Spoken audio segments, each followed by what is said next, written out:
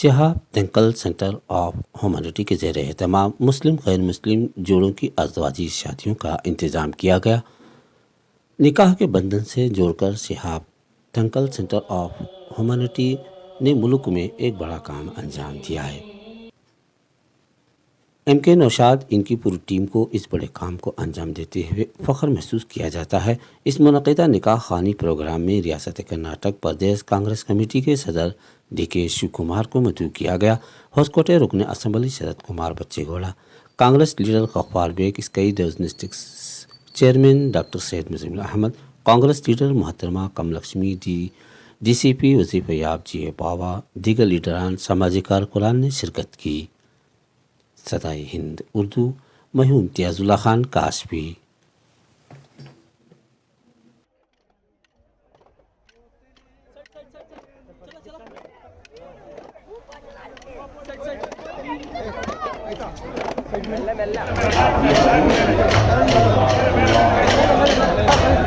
یہ ہم سب کے لیے خوشی ہے کہ اس وقت ہمارے درمیان ریاست کرناٹک کے کانگریس کے صدر جناب